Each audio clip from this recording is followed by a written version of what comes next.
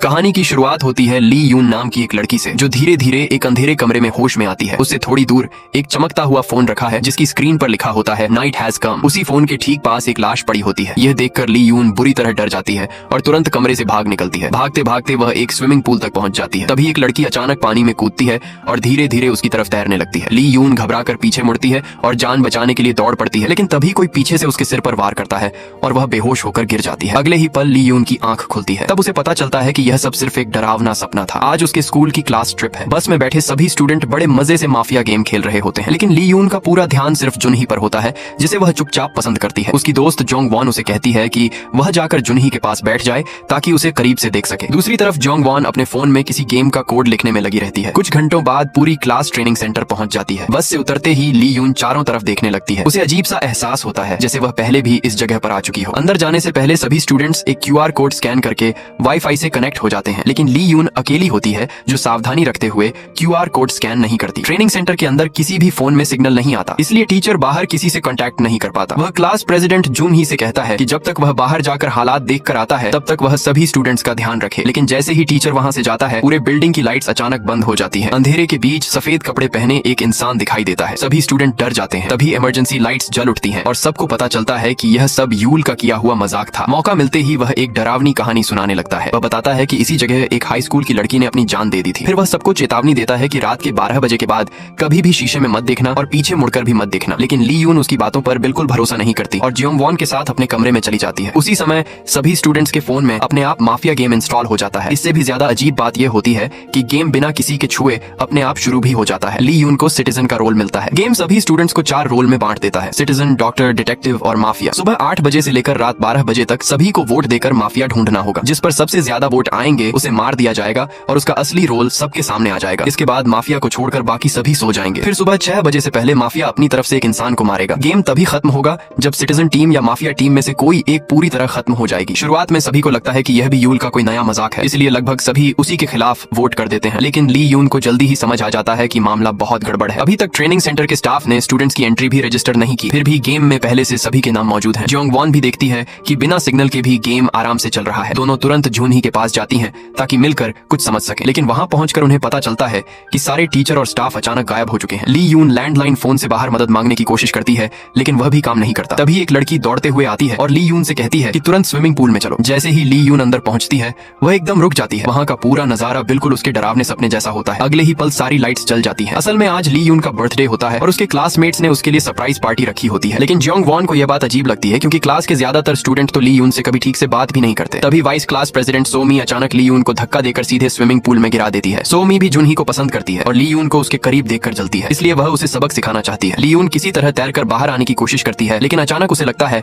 कि पानी के अंदर किसी ने उसका पैर पकड़ लिया है। तभी सही समय पर जुनही वहां पहुंच जाता है और उसे बाहर खींचकर उसकी जान बचा लेता है। जब ली यून की आंख खुलती है तो वह स्कूल की इन्फर्मरी में होती है। वह अभी भी डरी हुई है। तभी सोमी और उसके दोस्त रोते हुए उसके पास आते हैं और उससे माफी मांगते हैं, लेकिन ली यून इस बात को ज्यादा नहीं बढ़ाती क्योंकि उसके लिए उस रहस्यमयी गेम का सच जानना ज्यादा जरूरी है। अचानक पूरे बिल्डिंग में अनाउंसमेंट होता है कि वोटिंग खत्म होने में सिर्फ 1 मिनट बचा है। जैसे ही काउंटडाउन पूरा होता है सबसे ज्यादा वोट यूल को मिलते हैं और घोषणा होती है कि उसे तुरंत एग्जीक्यूट किया जाएगा। पहले तो कोई इस बात को गंभीरता से नहीं लेता, लेकिन अगले ही पल यूल दर्द से तड़पने लगता है। उसकी आंखें पूरी सफेद हो जाती हैं। वह अपना सिर जोर जोर से जमीन पर मारता है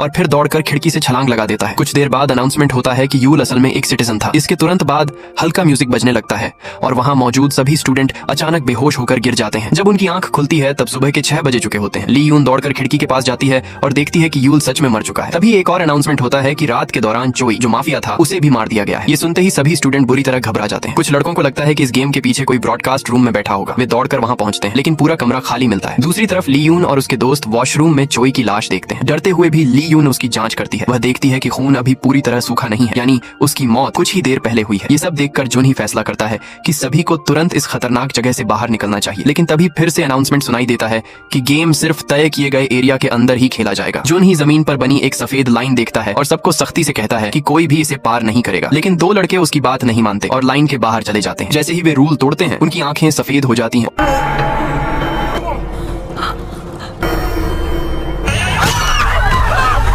और दोनों अपने सिर एक दूसरे से इतनी जोर से टकराते हैं कि वहीं मर जाते हैं। आखिर में अनाउंसमेंट होता है कि वे दोनों भी सिटीजन थे। ये खौफनाक नजारा देखने के बाद बचे हुए सभी स्टूडेंट डर कर वापस होटल के अंदर लौट आते हैं। अब वहाँ मौजूद सभी स्टूडेंट पूरी तरह बेबस हो चुके होते हैं। उन्हें बस अपने होम रूम टीचर का इंतजार रहता है जो अभी तक वापस नहीं आया। ली यून, जियोंग वॉन और कुछ दूसरे स्टूडेंट छत पर जाते हैं ताकि शायद वहाँ फोन का सिग्नल मिल जाए। तभी ली यून की नजर पूरे इलाके को घेरने वाली एक लंबी सफेद लाइन पर पड़ती है। वे ध्यान से उसकी जांच करते हैं और समझ जाते हैं कि जब तक कोई उस लाइन के अंदर रहता है तब तक वह सुरक्षित है। इससे उन्हें लगता है कि शायद यही सफेद लाइन बाहर निकलने का रास्ता दिखा सकती है। मैप देखने पर पता चलता है कि यह लाइन सीधे पहाड़ की चोटी तक जाती है। थोड़ी देर बात करने के बाद जुन ही फैसला करता है कि वह कुछ मजबूत स्टूडेंट्स को लेकर उसी सफेद लाइन के सहारे पहाड़ पर जाएगा और बाहर से मदद लाने की कोशिश करेगा। बाकी सभी स्टूडेंट होटल में रुककर उनका इंतजार करेंगे। जैसे ही उनका ग्रुप वहां से निकलता है, अचानक किसी की आवाज ली यून का नाम पुकारती है। वह तुरंत जियोंग वॉन की तरफ देखती है, लेकिन जियोंग वॉन साफ कह देती है कि उसने कुछ नहीं कहा। गर्मी बहुत ज्यादा होने की वजह से ली यून कहती है कि जिन लोगों की मौत हो चुकी है उनकी बॉडी वॉक इन फ्रीजर में रख देनी चाहिए ताकि वे जल्दी खराब ना हो। ऐसा करने से पहले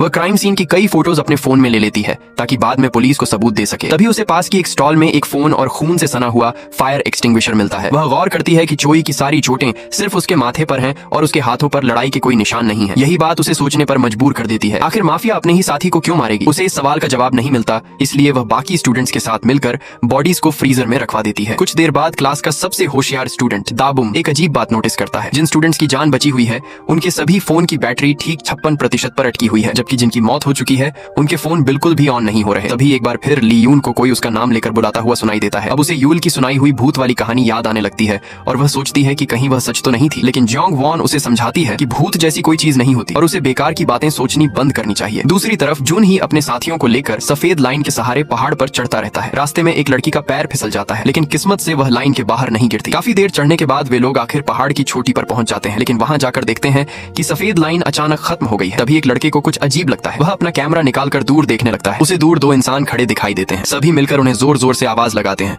लेकिन वे दोनों बिल्कुल भी जवाब नहीं देते। सबसे डराने वाली बात यह होती है कि वे दोनों 1 इंच भी नहीं हिलते, यहाँ तक कि आसमान में उड़ रहे सीगल भी जैसे हवा में ही रुक गए हों। यह खौफनाक नजारा देखकर सबकी बोलती बंद हो जाती है, लेकिन सोमी और किम हार मानने को तैयार नहीं होते। दोनों फैसला करते हैं कि वे आगे बढ़कर कोई दूसरा रास्ता ढूंढेंगे। तभी अचानक किम का संतुलन बिगड़ जाता है और वह बचने के लिए सोमी का हाथ पकड़ लेता है। सोमी डर जाती है कि कहीं वह भी उसके साथ बाहर न खींच जाए, इसलिए वह तुरंत उसका हाथ झटक देती है। किम लुढ़कते हुए सफेद लाइन के बाहर चला जाता है। उसी पल अनाउंसमेंट होता है कि किम ने रूल तोड़ दिया है और अब उसे एग्जीक्यूट किया जाएगा। बाकी सभी स्टूडेंट दौड़कर उसे वापस खींचने की कोशिश करते हैं, लेकिन तब तक बहुत देर हो चुकी होती है। सबके सामने उसकी मौत हो जाती है। कुछ ही देर बाद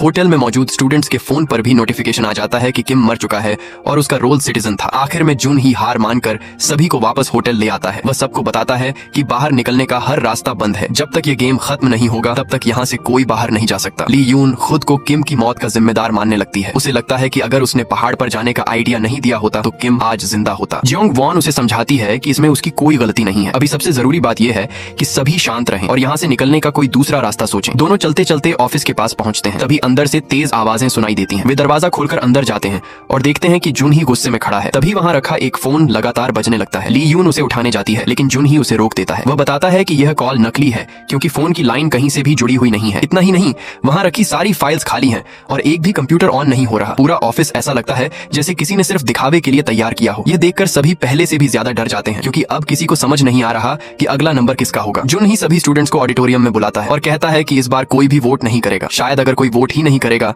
तो सबकी जान बच जाएगी, ताकि कोई छिपकर वोट न कर सके। सभी अपने फोन एक बकेट में डाल देते हैं, लेकिन फोन इकट्ठा कर रहा क्यों जून चुपके से अपना फोन अपने पास ही छिपा लेता है। धीरे धीरे रात के 12 बजे जाते हैं। सभी को लगने लगता है कि शायद इस बार वे बच जाएंगे, लेकिन तभी अचानक अनाउंसमेंट होता है कि सभी प्लेयर तुरंत माफिया के लिए वोट करें। जून ही सभी से थोड़ा और इंतजार करने को कहता है। उसे उम्मीद होती है कि शायद कुछ बदल जाए। तभी अचानक 2 स्टूडेंट रूल तोड़ने की वजह से वहीं मारे जाते हैं। यह देखकर क्यों जून घबरा जाता है और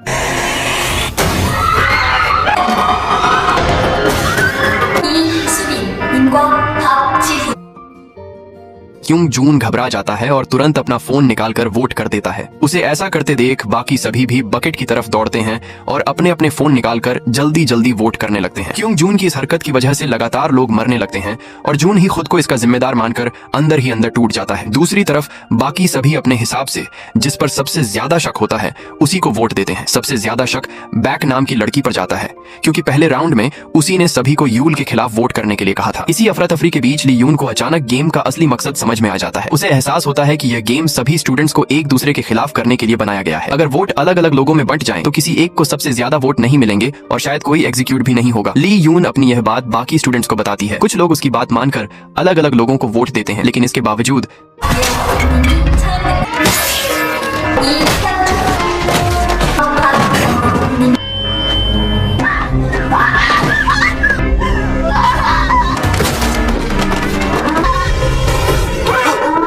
सबसे ज्यादा वोट आखिर में बैक को ही मिलते हैं। कुछ ही देर बाद पता चलता है कि बैक तो सिर्फ एक सिटीजन थी। वह जोर जोर से रोते हुए कहती रहती है कि वह माफिया नहीं है, लेकिन अब उसकी बात पर कोई भरोसा नहीं करता। वोटिंग खत्म होते ही हमेशा की तरह सभी स्टूडेंट फिर से गहरी नींद में चले जाते हैं। रात होते ही माफिया एक बार फिर अपने अगले शिकार की तलाश शुरू कर देता है। अगली सुबह जब सभी की आंख खुलती है तो उनके सामने पहले से भी ज्यादा लाशें पड़ी होती हैं। यह देखकर हर कोई सदमे में आ जाता है। तभी एक लड़की अपनी दोस्त की लाश देखकर फूट फूट कर रोने लगती है। अनाउंसमेंट से पता चलता है कि रात में माफिया ने उसी की दोस्त को मार दिया था और वह भी एक सिटीजन थी। यह सुनते ही वहाँ मौजूद लगभग सभी स्टूडेंट गुस्से में जुनही को ही इसका जिम्मेदार ठहराने लगते हैं। अब सभी को लगने लगता है कि अगर जुनही ने सबके फोन जमा करने का सुझाव नहीं दिया होता तो शायद इतने लोगों की जान नहीं जाती। यह बात जुनही के दिल पर इतनी भारी पड़ती है कि वह खुद को ही दोष देने लगता है। पछतावे में डूबकर वह सफेद लाइन पार करके अपनी जान देने तक का सोच लेता है, लेकिन बिल्कुल आखिरी पल पर उसे होश आ जाता है और वह खुद को रोक लेता है। उधर ली यून सबको शांत रहने के लिए कहती है। वह बोलती है कि फिलहाल जिनकी मौत हो चुकी है उनके शव फ्रीजर में रख देते हैं। जुनही की हालत देखकर उसे समझ आ जाता है कि वह अंदर से पूरी तरह टूट चुका है, इसीलिए वह उसे धैर्य से समझाती है। वह कहती है, हम चाहे जो भी फैसला लेते किसी न किसी की जान फिर भी जाती। अभी सबसे जरूरी बात यहाँ से बाहर निकलने का रास्ता ढूंढना है। इतने में जैसे ही सब वहाँ से निकलने लगते हैं, पीछे रखा एक डिब्बा अचानक अपने आप गिर जाता है। ली यून उसे देखने जाती है और तभी उसकी नजर दीवार पर कुछ अजीब चीज पर पड़ती है। वह दीवार को ध्यान से टटोलने लगती है। अचानक उसके हाथ से एक छिपा हुआ दरवाजा खुल जाता है और उसी पल अंदर से एक भूत तेजी से बाहर निकल आता है। ली यून की चीख सुनते ही बाकी सभी भागकर वहां पहुंचते हैं, लेकिन तब तक ली यून को तेज एस्मा अटैक आ चुका होता है। जुन ही तुरंत उसका इनहेलर उठाकर उसे देता है। वह इनहेलर इस्तेमाल भी करती है, लेकिन फिर भी कुछ ही सेकंड बाद बेहोश होकर जमीन पर गिर जाती है। थोड़ी देर बाद जुन ही सभी छात्रों को इकट्ठा करके आगे का प्लान बनाने की कोशिश करता है, लेकिन अब हालात पूरी तरह बदल चुके होते हैं। हर कोई डरा हुआ है और हर छात्र को लगता है कि उसके अलावा बाकी सभी माफिया हो सकते हैं। तभी राम नाम का एक लड़का कहता है कि उसने क्योंग जून को एक फोन छिपाते हुए देखा था, इसलिए उसके हिसाब से असली माफिया वही है। ये सुनते ही क्योंग जून तुरंत पलटकर जवाब देता है। वह कहता है कि राम ने जिस लड़की को पिछली रात मारा गया था उसे अपने दिल की बात बताई थी, लेकिन उस लड़की ने उसे मना कर दिया था, इसलिए हो सकता है कि बदला लेने के लिए उसी ने उसका कत्ल किया हो। इसके बाद क्योंग जून और उसके दोनों साथी सीधे राम के खिलाफ वोट कर देते हैं। इतना ही नहीं, वे कुछ डरे हुए छात्रों को खाने का लालच देकर भी अपनी तरफ कर लेते हैं ताकि वे भी राम के खिलाफ वोट करें। उधर ली यून को होश आ जाता है। वह उठते ही जून ही के पास जाती है और पूछती है कि आखिर यहाँ क्या चल रहा है। इसी बीच राम को एहसास हो जाता है कि ज्यादातर वोट उसके खिलाफ जा चुके हैं। वह तुरंत सबके सामने क्योंग जून की असलियत बताने लगता है। वह कहता है, ये लड़का सालों से लोगों को परेशान करता आया है, अगर किसी को मरना चाहिए तो वह यही है। फिर वह यह भी कहता है कि इतना स्वार्थी इंसान अपनी जान बचाने के लिए किसी पर भी झूठा इल्जाम लगा सकता है। राम की बातें सुनकर बाकी छात्र कुछ देर सोच में पड़ जाते हैं। आखिरकार एक एक करके ज्यादातर लोग अपना फैसला बदल देते हैं और क्योंग जून के खिलाफ वोट कर देते हैं। दूसरी तरफ ली यून सबको बचाने का कोई रास्ता ढूंढना चाहती है, इसलिए वह अपनी जान की परवाह किए बिना उसी गुप्त रास्ते के अंदर चली जाती है। कुछ दूर आगे बढ़ते ही उसका पैर एक ट्रैप पर पड़ जाता है और वह सीधे नीचे बने गहरे गड्ढे में गिर जाती है। वह किसी तरह उठकर फिर से आगे बढ़ती है। आखिर में उसे एक सर्वेलेंस रूम मिलता है जहां से पूरे होटल के हर हिस्से पर नजर रखी जा सकती है, लेकिन तभी दरवाजे के बाहर से एक काली परछाई तेजी से गुजरती हुई दिखाई देती है। ली यून उस काली परछाई के पीछे बिना देर किए दौड़ पड़ती है, लेकिन भागते भागते वह एक ऐसी जगह पहुंच जाती है जहां चारों तरफ भूल भुलैया जैसे रास्ते बने हुए हैं और वह वहीं फंस जाती है। तभी पास के एक कमरे से अचानक फोन की घंटी बजने लगती है। ली यून तुरंत उस कमरे के अंदर जाती है, लेकिन जैसे ही वह अंदर पहुंचती है दरवाजा अपने आप बंद हो जाता है। वह घबराकर फोन उठाती है, मगर दूसरी तरफ से सिर्फ सन्नाटा सुनाई देता है। इसके बाद वह पूरे कमरे में सुराग ढूंढने लगती है। तभी उसे क्लास की एक ग्रुप फोटो मिलती है, लेकिन उस फोटो में कुछ अजीब था। लगभग हर स्टूडेंट के चेहरे को किसी ने खरोंच कर मिटा दिया था, सिर्फ एक लड़की का चेहरा बिल्कुल सही बचा हुआ था। उसी समय कमरे के एक कोने में पड़ा कबाड़ अचानक हिलने लगता है। ली यून उस शक वाली फोटो को दीवार से उतार देती है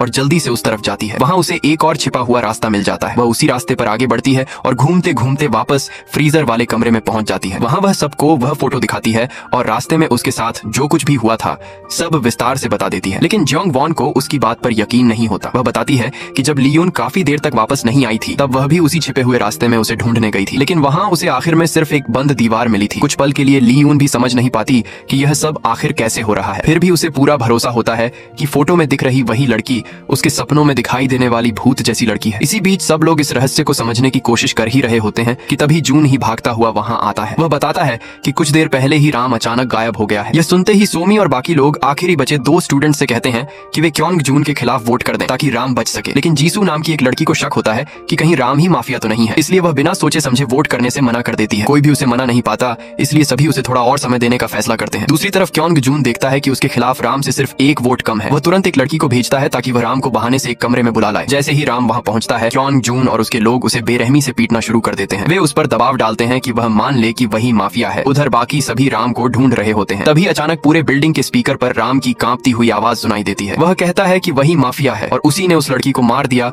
जिसने उसका प्यार ठुकरा दिया था। ली यून को तुरंत समझ आ जाता है कि कुछ बहुत गड़बड़ है। वह सबको लेकर सीधे ब्रॉडकास्ट रूम की तरफ दौड़ती है। जून ही कुल्हाड़ी से दरवाजे पर जोरदार वार करता है और उसे तोड़ देता है। अंदर जाकर वे देखते हैं कि राम बुरी तरह घायल हालत में पड़ा है, लेकिन अब बहुत देर हो चुकी होती है। अनाउंसमेंट सुनने के बाद जीसू और उसका बॉयफ्रेंड भी तुरंत राम के खिलाफ वोट कर देते हैं। आखिर में सबसे ज्यादा वोट राम को मिलते हैं और उसकी मौत तय हो जाती है। मरने से पहले राम गुस्से में चीखता है और क्योंग जून को भी अपने साथ खत्म करने की कोशिश करता है, लेकिन जैसे ही वह कुल्हाड़ी घुमाता है उसी वक्त अनाउंसमेंट दोबारा बजता है और राम वहीं मर जाता है। तभी पता चलता है कि सच में वही माफिया था और जिस मासूम लड़की की मौत हुई थी उसे उसी ने मारा था। सबको पता होता है कि अब स्लीप फेज शुरू होने वाला है, इसलिए हर कोई जल्दी जल्दी अपने छिपने की जगह ढूंढने लगता है। जैसे ही म्यूजिक बजता है सभी फिर से गहरी नींद में चले जाते हैं और एक और डरावनी रात शुरू हो जाती है। अगली सुबह सबकी आंख खुलती है। पिछली रात की बातें अभी भी उनके दिमाग में घूम रही होती हैं। तभी ब्रॉडकास्ट पर अनाउंसमेंट आता है कि रात के दौरान माफिया ने जीसू को मार दिया है। साथ ही यह भी बताया जाता है कि वह सिर्फ एक सिटीजन थी। ये सुनकर सभी का हौसला और टूट जाता है। फिर भी उन्हें समझ आ जाता है कि अगर जिंदा रहना है तो हार नहीं मान सकते। इसके बाद क्योंग जून सभी बचे हुए स्टूडेंट्स को एक जगह इकट्ठा करता है। वह पूछता है कि सबको किस पर सबसे ज्यादा शक है। उसका कहना होता है कि सब लोग एक ही इंसान पर वोट करेंगे ताकि असली माफिया जल्दी पकड़ा जा सके। लेकिन जून ही और उसके साथी तुरंत इसका विरोध करते हैं। वे कहते हैं कि यहाँ हर वोट किसी की जान का फैसला करता है, इसलिए जल्दबाजी बिल्कुल नहीं करनी चाहिए। मगर क्योंग जून अपनी बात पर अड़ा रहता है। वह कहता है कि मरने से पहले राम ने उसी पर हमला किया था। इससे साफ है कि वह खुद सिटीजन है। फिर वह दावा करता है कि पिछली बार जिन लोगों ने उसके खिलाफ वोट किया था उन्हीं में से कोई एक असली माफिया जरूर है। सभी स्टूडेंट जब फैसला लेने में हिचकिचाने लगते हैं तब क्योंग जून अचानक अपना निशाना जून ही पर साध देता है। वह कहता है कि पिछली रात जून ही ने राम को बचाने के लिए जरूरत से ज्यादा कोशिश की थी, इसलिए हो सकता है कि वह भी माफिया हो। ये सुनते ही लियून तुरंत जून ही के बचाव में खड़ी हो जाती है। वह क्योंग जून से कहती है कि सिर्फ अपनी दुश्मनी की वजह से किसी पर ऐसा इल्जाम मत लगाओ। जून ही को बेगुनाह साबित करने के लिए लियून सभी को सर्वेलेंस रूम में ले जाती है। उसे उम्मीद होती है कि वहाँ के कैमरा फुटेज से सच्चाई सामने आ जाएगी, लेकिन वहाँ पहुंचकर सबको पता चलता है कि सारी रिकॉर्डिंग पहले ही डिलीट की जा चुकी है। ये देखते ही क्योंग जून पलटकर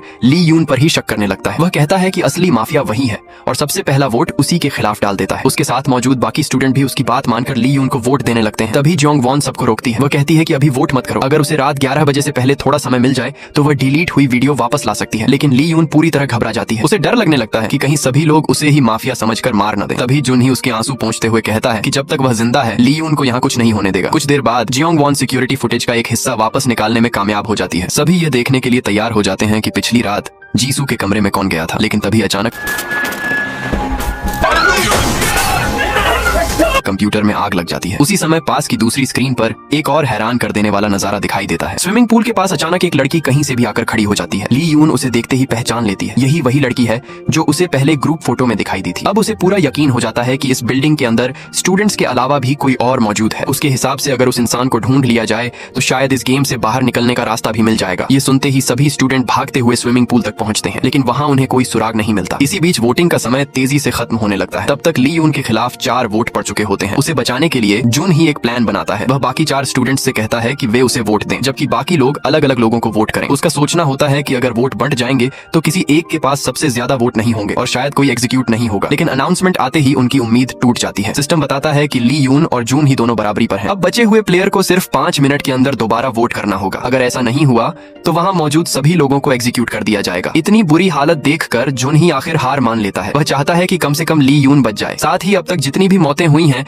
उनका बोझ भी वह खुद पर महसूस करता है। इसलिए वह सबके सामने यह मान लेता है कि वही माफिया है। जैसा उसने सोचा था वैसा ही होता है। सभी सबसे ज्यादा वोट जुन ही को दे देते हैं। उसे एग्जीक्यूट करने का फैसला सुना दिया जाता है। अगले ही पल वह बेहोश होकर स्विमिंग पूल में गिर जाता है। लेकिन असली सच्चाई इससे बिल्कुल अलग होती है। असली माफिया तो वाइस क्लास प्रेसिडेंट सोमी होती है। पिछली रात उसी ने कुल्हाड़ी से जीसू के कमरे का दरवाजा तोड़ा था और फिर उसकी जान ले ली थी। इसके बाद कहानी वापस पहली रात पर चली जाती है। जब सभी स्टूडेंट बेहोश होकर सो जाते हैं तब सोमी समेत सभी माफिया मेंबर जाग जाते हैं। गेम के रूल के मुताबिक उन्हें उन्हें सुबह 6 बजे से पहले किसी एक प्लेयर को मारना जरूरी है। अगर वे ऐसा नहीं करते तो माफिया टीम का ही एक मेंबर मारा जाएगा। यह रूल सुनते ही सभी माफिया घबरा जाते हैं क्योंकि किसी को समझ नहीं आता कि क्या किया जाए। आखिर जैसे ही सुबह 6 बजे होते हैं, एक लड़का अचानक अजीब तरह से व्यवहार करने लगता है। वह अपना सिर बार बार दीवार पर मारना शुरू कर देता है। ये वही चोई होता है जिसकी लाश बाद में वॉशरूम में मिलती है। अपनी जान बचाने के लिए माफिया के पास अपने ही क्लासमेट्स को मारने के अलावा कोई रास्ता नहीं बचता। कहानी फिर वापस अभी के समय में आ जाती है। सोमी यह बिल्कुल भी सहन नहीं कर पाती कि जुन ही, जिससे वह प्यार करती है, ली-यून को बचाने के लिए खुद की जान दांव पर लगा देता है। गुस्से में उसका सब्र टूट जाता है और वह खुद ली-यून को मारने के लिए तैयार हो जाती है। लेकिन तभी गेम का सिस्टम उसे बता देता है कि माफिया किसी को तभी मार सकते हैं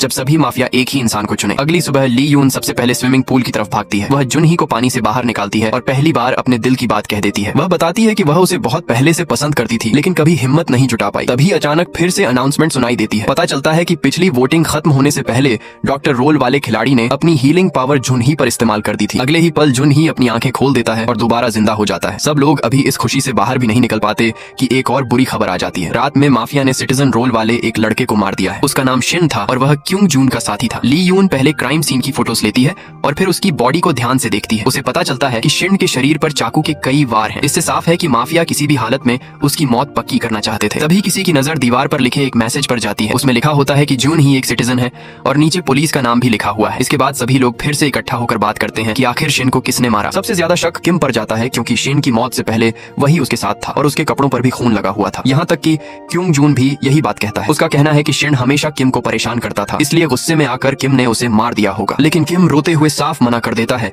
कि उसने किसी की हत्या नहीं की। सच पता लगाने के लिए जुन ही एक प्लान बनाता है। वह कहता है कि सभी लोग अलग अलग जाकर सुराग ढूंढें और शाम की वोटिंग से पहले वापस मिले। इसी बीच जुन ही को माउंटेन पर खींची गई वह अजीब फोटो याद आती है। ली-यून बाकी फोटोज भी देखती है और हैरान रह जाती है क्योंकि उनमें भी सभी लोगों के चेहरे धुंधले दिखाई दे रहे होते हैं, बिल्कुल उसी ग्रुप फोटो की तरह। वह इसका कारण जानने के लिए अलग अलग जगह फोटोज लेकर जांच करने लगती है। तभी उसे एक अजीब सी आवाज सुनाई देती है। आवाज का पीछा करते हुए उसे फर्श के नीचे छिपी एक चाबी मिल जाती है। उसी समय सिस्टम उसे एक हिडन मिशन देता है। उसका मिशन है गेम के होस्ट को ढूंढना। तभी बाकी लोग भी वहां पहुंच जाते हैं। ली-यून उनकी भी एक फोटो खींचती है और उसमें भी सबके चेहरे अजीब दिखाई देते हैं। वह सभी को चाबी और हिडन मिशन के बारे में बताती है ताकि सब लोग मिलकर सुराग ढूंढ सकें। लेकिन जियोंग वॉन उसे रोक देती है। उसका कहना है कि यह मिशन सिर्फ ली-यून को मिला है। बिना किसी पक्के सबूत के यह बात सबको बताना और भी ज्यादा शक पैदा कर सकता है। उधर किम रात की घटनाओं को याद करता है और अचानक उसे एहसास होता है कि सिर्फ क्योंग जून को ही पता था कि वह और शिन कहां छिपे हुए थे। शक होने पर वह चुपके से उसका पीछा करता है और देखता है कि क्योंग जून फायर कैबिनेट के अंदर खून से सनी कुल्हाड़ी छिपा रहा है। किम तुरंत कुल्हाड़ी उठा लेता है और उससे सवाल करने लगता है। तभी वह क्योंग जून को खून लगे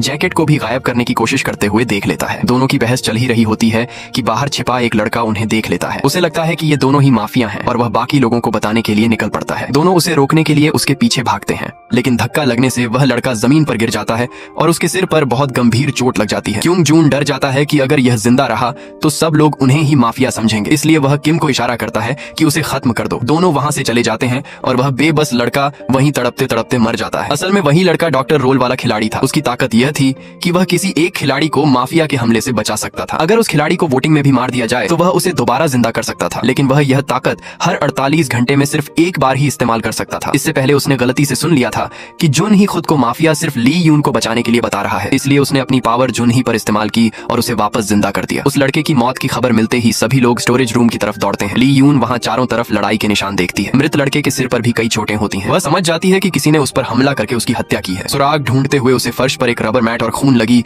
एक ईंट मिलती है। तभी किसी की नजर दीवार पर लिखे पुलिस के एक नए मैसेज पर पड़ती है। उसमें लिखा होता है कि जुन ही और दाबूम दोनों माफिया हैं। लेकिन यह बात पहले वाले मैसेज से बिल्कुल उलटी होती है जिसमें जुन ही को सिटीजन बताया गया था। अब साफ हो जाता है कि दोनों में से एक मैसेज नकली है और सिर्फ सबको उलझाने के लिए लिखा गया है। क्योंग जून सबके फोन जमा करने को कहता है ताकि वह पता लगा सके कि असली डिटेक्टिव कौन है, लेकिन ली-यून उसे बीच में ही रोक देती है। वह कहती है कि उसे पता चल गया है असली कातिल कौन है। वह सभी को वापस उसी जगह ले जाती है जहां शिन की हत्या हुई थी। वहां वह स्टोरेज रूम से मिला रबर मैट दिखाती है। फुटप्रिंट्स मिलाने पर उसे पता चलता है कि दोनों जगह एक जैसे निशान हैं, यानी दोनों हत्याएं एक ही इंसान ने की हैं। जुन ही बताता है कि ऐसा रबर मैट आमतौर पर बास्केटबॉल शूज में लगा होता है। अपनी सफाई देने के लिए क्योंग जून तुरंत अपने जूते उतार देता है। उसके जूते मैच नहीं करते। इसके बाद सबकी नजर किम पर जाती है जो अचानक घबराया हुआ दिखाई देता है। जांच करने पर पता चलता है कि रबर मैट उसी के जूतों का है। ली-यून उसके हाथ पर दांत के निशान भी देख लेती है जो साफ बताते हैं कि लड़ाई के दौरान किसी ने उसे काटा था। अब बचने का कोई रास्ता नहीं रहता तो किम आखिर सब सच बता देता है। वह कहता है कि असली कातिल क्योंग जून है, लेकिन क्योंग जून तुरंत पलटकर कहता है कि लड़के को ईंट मारकर किम ने ही मारा था। तभी ली-यून उसकी एक बड़ी गलती पकड़ लेती है। अभी तक किसी ने भी यह नहीं बताया था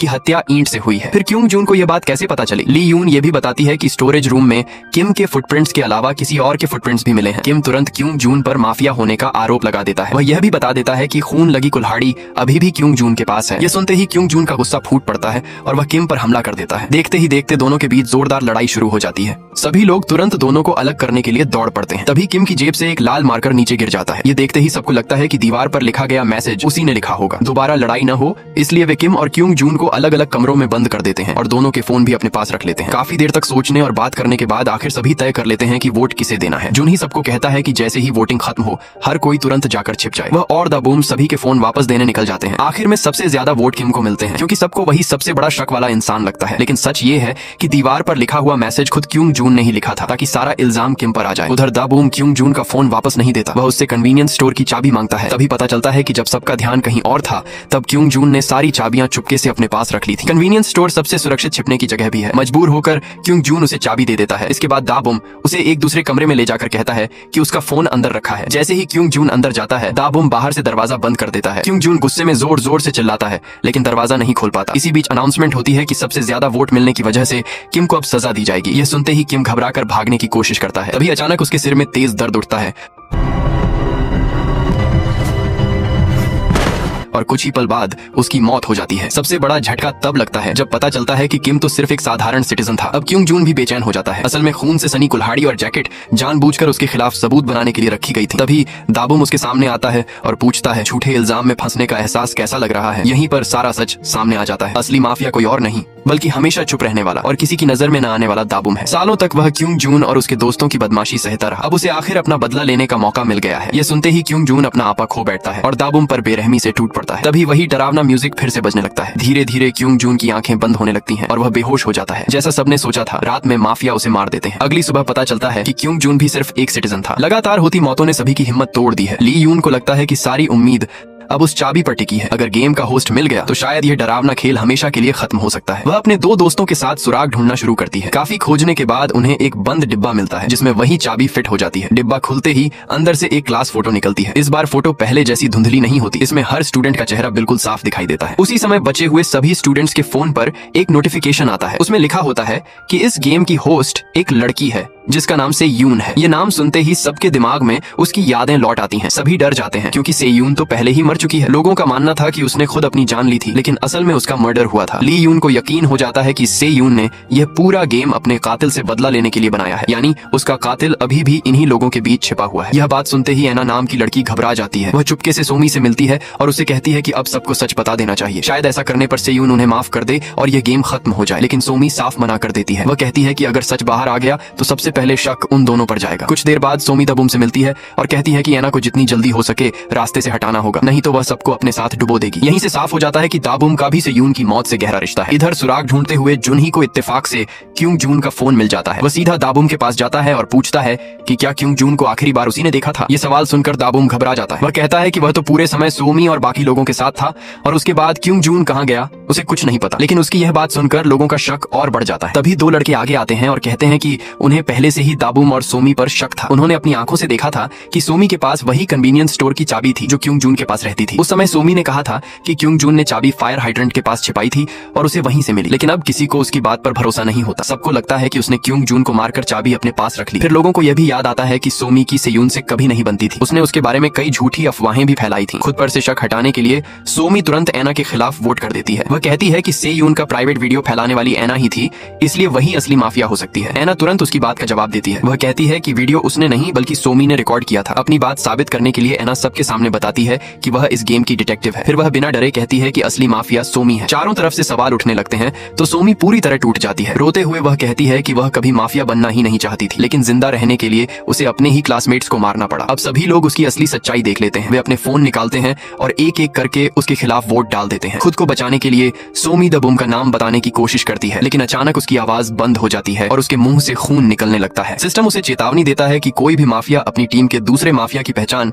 सिटीजन्स को नहीं बता सकता। अब कोई उसकी तरफ ध्यान नहीं देता। सभी वहां से निकलकर नई छिपने की जगह ढूंढने चले जाते हैं। सोमी पास खड़ी एक मूर्ति की तरफ देखती है। तभी उसे अपनी आंखों के सामने से यून का चेहरा दिखाई देने लगता है। अगले ही पल उसके सिर में भयानक दर्द उठता है और कुछ ही देर में वह अपने किए की सजा पाकर मर जाती है। उधर एना अकेली छत पर खड़ी पूरी तरह टूट चुकी होती है। पहले ही राउंड में उसने अपने पसंदीदा लड़के का रोल चेक किया था। वह सिर्फ एक सिटीजन था, लेकिन जुन ही के गलत फैसले की वजह से गेम ने उसे मार दिया। उसका बदला लेने के लिए एना ने बार बाद में जुनही का रोल भी देखा। तब उसे पता चला कि जुनही भी सिटीजन ही है। बाद में जब सभी लोग गलती से जुनही को माफिया समझने लगे तो उसी ने चुपके से दीवार पर मैसेज लिखकर सबको बताया था कि जुनही पर शक मत करो। इसी बीच धीरे धीरे रात के 12 बज जाते हैं। एक बार फिर गेम शुरू होते ही बचे हुए सभी लोग बेहोश होकर गिर जाते हैं। दाबुम धीरे धीरे सोमी की लाश के पास जाता है और उसका मजाक उड़ाते हुए कहता है कि जो उसके साथ हुआ उसकी जिम्मेदार वो खुद है। अगली सुबह सभी की आंख खुलती है। तभी अनाउंसमेंट होती है कि रात में माफिया ने एना को मार दिया है। ये खबर सुनते ही जुनही पूरी तरह टूट जाता है। वह अकेले रेस्टरूम में जाकर बैठ जाता है। उसे कई साल पहले की वह घटना याद आती है जब उसने अपनी आंखों के सामने से यून को समुद्र में गिरते देखा था। वह उसे बचाना चाहता था लेकिन डर की वजह से कुछ नहीं कर पाया और बस उसे डूबते हुए देखता रह गया। खुद को संभालने के बाद जुनही वापस हॉल में आता है और सबको बताता है कि अब उसे माफिया को पकड़ने का तरीका मिल गया है। वह बताता है कि पिछली रात एना चुपके से उसी से मिलने आई थी क्योंकि उसे पूरा यकीन था कि अगला निशाना वही बनने वाली है। इसलिए उसने जुनही से कहा था कि अगर उसकी मौत हो जाए तो उसी के जरिए असली माफिया को पकड़ना। उसे बचाने के लिए जुनही ने उसके छिपने की एक गुप्त जगह भी तैयार की थी। उसने उस जगह के दरवाजे के पास एक ऐसा फ्लोरेसेंट लिक्विड छिड़का था जो बिना रंग और बिना गंध का था। वह सिर्फ यूवी लाइट में ही दिखाई देता है। इतना ही नहीं, उसने एना के साथ एक वीडियो भी रिकॉर्ड किया था ताकि बाद में सब उसकी बात पर भरोसा करें। इसके बाद जुन ही एक एक करके सभी के जूते चेक करता है। तभी मीना के जूतों पर चमकते हुए निशान दिखाई देते हैं। एना का बदला लेने की चाह में वह तुरंत सबको कहता है कि मीना के खिलाफ वोट करो, लेकिन ली यून गौर से मीना के जूतों के तलवे देखती है। वे बिल्कुल साफ होते हैं। इससे वह समझ जाती है कि सिर्फ इन निशानों के दम पर मीना को कातिल नहीं कहा जा सकता। जोंग वॉन भी सबको जल्दबाजी न करने की सलाह देती है। वह कहती है कि रात होने तक इंतजार करना चाहिए, उसके बाद ही वोट करना सही रहेगा। इसके बाद ली यून और जोंग वॉन फिर से उसी जगह पहुंचती हैं जहां एना की मौत हुई थी। वे हर तरफ ध्यान से जांच करती हैं लेकिन वहां एक भी पैरों का निशान नहीं मिलता। इससे उन्हें समझ आ जाता है कि माफिया ने वारदात करते समय अपने जूते उतार दिए होंगे। तभी जोंग वॉन ऊपर की छत खोलती है और उसके अंदर काफी सारा खून छिपा हुआ मिलता है क्योंकि न तो एना घायल थी और न ही मीना, इसलिए यह खून सिर्फ माफिया का ही हो सकता है। ली यून तुरंत भागकर यह बात जुनही को बताती है। उसका मानना है कि असली माफिया ने जानबूझकर मीना को फंसाया ताकि सबका ध्यान असली कातिल से हट जाए। उधर मीना बुरी तरह डरी हुई होती है। उसे लगता है कि कहीं सभी लोग उसे ही माफिया न मान लें, लेकिन नई जानकारी मिलने के बाद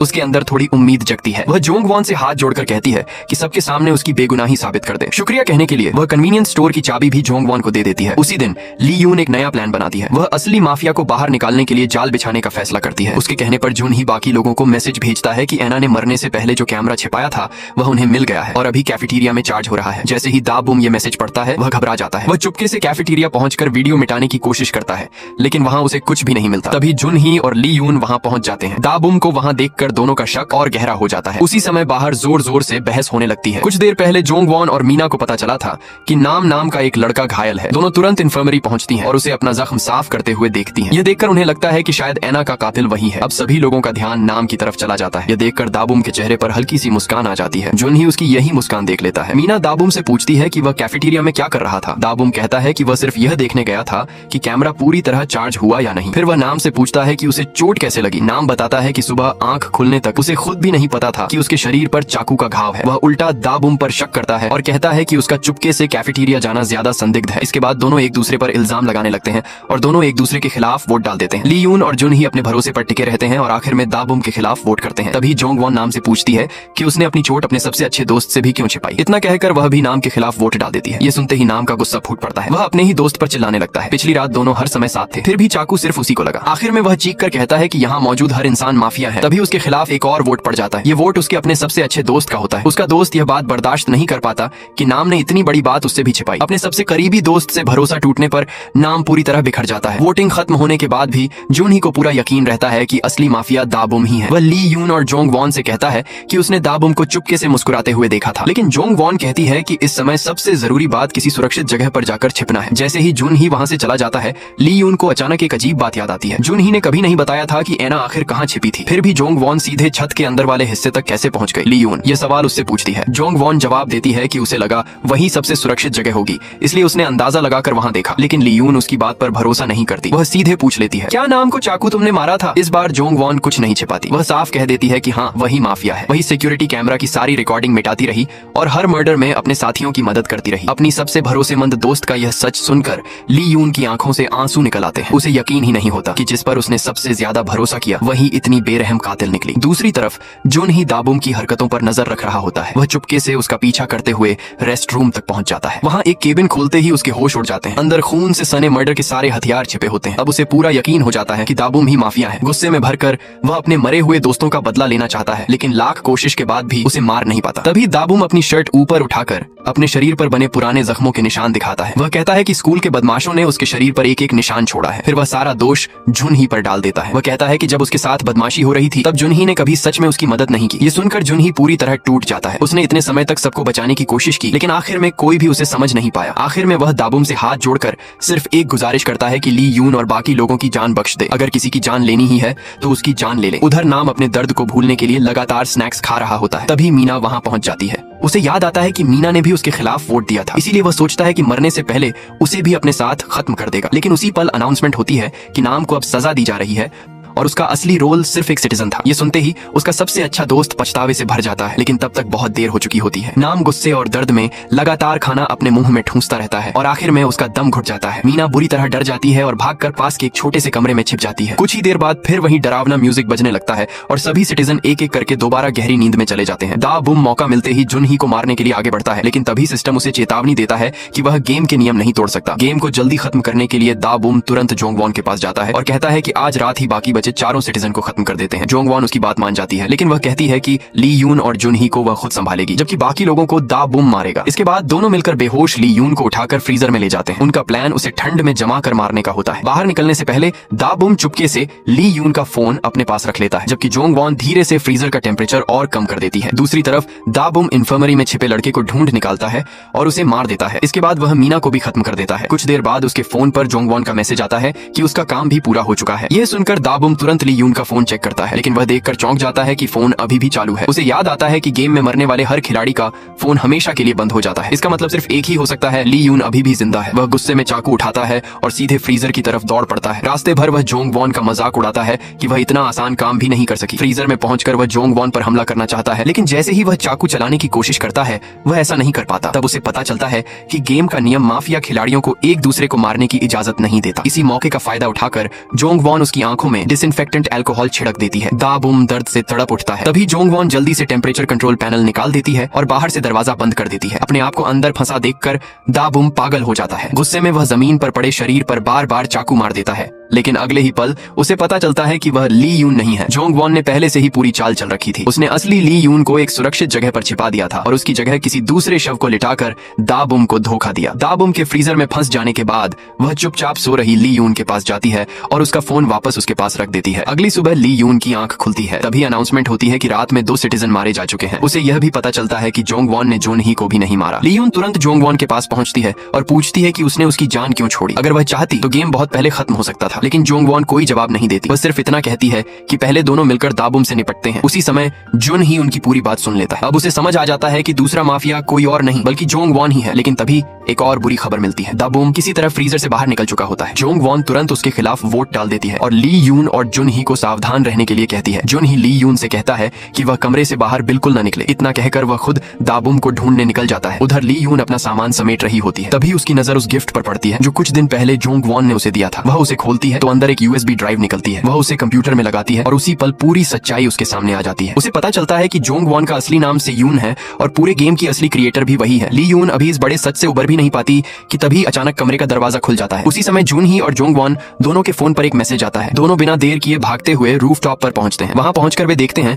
कि दा बुम ने ली यून को बंधक बना रखा है। इसके बाद वह जोंगवॉन को मजबूर करता है कि अगर वह ली यून की जान बचाना चाहती है तो उसे अपनी जान खुद लेनी होगी। जोंगवॉन बिल्कुल शांत रहती है और दा बुम से कहती है कि अगर वह डराकर उससे खुद की जान लेने पर मजबूर करेगा तो गेम उसे भी नियम तोड़ने की सजा देगा। दा बुम कुछ पल के लिए सोच में पड़ जाता है। तभी ली यून मौका देखकर उसकी बांह पर पूरी ताकत से काट लेती है और खुद को छुड़ा लेती है। उसी पल जुन ही दौड़कर दा बुम पर टूट पड़ता है। दोनों के बीच जोरदार लड़ाई शुरू हो जाती है। लड़ाई के दौरान दा बुम एक बड़ा पत्थर उठाकर जुन ही के सिर पर दे मारता है। इसके बाद वह चाकू निकालकर ली यून के पेट में घोंप देता है। ली यून बुरी तरह घायल हो जाती है, लेकिन जुन ही हार नहीं मानता। दर्द सहते हुए भी वह आखिर में दा बुम को हरा देता है। ली यून की हालत लगातार बिगड़ती जा रही होती है। वह मुश्किल से जोंगवॉन की तरफ देखती है और कहती है कि अब उसे पूरी सच्चाई पता चल चुकी है। वह उससे हाथ जोड़कर कहती है कि इस भयानक गेम को हमेशा के लिए खत्म कर दो। अपनी सबसे अच्छी दोस्त की जान बचाने के लिए जोंगवॉन धीरे धीरे रूफटॉप के किनारे तक जाती है। तभी उसका शरीर कुछ बार अजीब तरह से चमकने लगता है और अगले ही पल वह बिल्डिंग से नीचे गिर जाती है। आखिरी माफिया के मरते ही गेम खत्म हो जाता है और सिटीजन की जीत हो जाती है। कुछ देर बाद ली यून अचानक अपनी आंखें खोलती है। वह खुद को एक अजीब मशीन से जुड़ा हुआ पाती है। उसके पूरे शरीर पर धातु के तार लगे होते हैं। जब वह आसपास देखती है